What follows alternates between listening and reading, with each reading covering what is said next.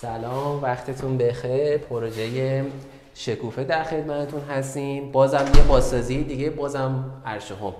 یه توضیح خدمتتون بدم. اینجا یه ساختمون نوساز هستش، یه واحد حدوداً 140 متری هست توی منطقه 2 ناحیه 1 سعادت آباد بلوار پاک نژاد.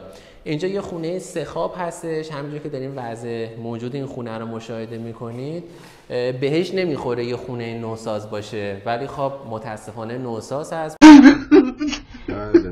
با کلی ایراد و کلی مواردی که ما باید اینها رو اول اصلاح بکنیم و بعد تغییر دکوراسیون بدیم. کارهایی که ما تو این خونه قراره انجام بدیم، تغییرات بسیار عمده ما تو بحث سرویس ها داریم. ما یه سرویس جلوی ورودی در واحد داریم. همینجوری که مشاهده میکنیم، ما اینجا فقط عذرخواهی میکنم به خاطر اینکه سیستم برق واحد رو قطع کردیم، بچه‌ها مشغول به کار شدن. الان در حوزه مقدار تاریک هستش. من سعی میکنم تو فضاهایی که تاریک هست خیلی قرار نگیرم که شما متوجه بشین.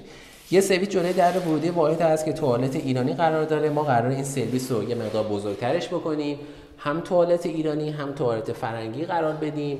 یه سرویس تو خود اتاق مسترمون هستش که این سرویس که تو اتاق مسترمون هست خیلی کاربردی نیستش.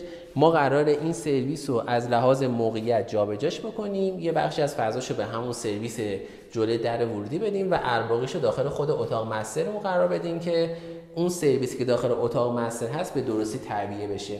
یه سرویس دیگه هم ما اینجا داریم. این سرویسی هست عمومی برای کل واحد هستش. یه بدیهی که الان داره، هر کسی که میخواد از این حموم و یا سرویس میخواد استفاده بکنه، باید از اتاقا تا این قسمت بیاد بتونه استفاده بکنه.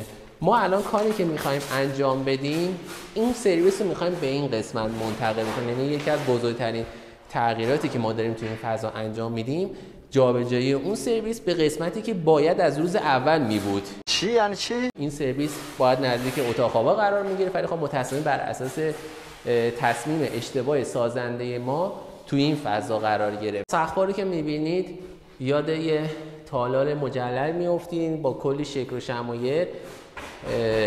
این شکل و شمایلی که اینجا دارن خب خیلی این خونه رو خفه کرده. متاسفانه ما تمام این سقفایی که اینجا کار شده رو کامل جمع‌آوری می‌کنیم و با یه سقف جدید و مدرن و بروز سعی می‌کنیم که هم زیبایی به این خونه بدیم، همین که عرضم به حضور این خفگی و این افتادگی ها رو از بین ببریم.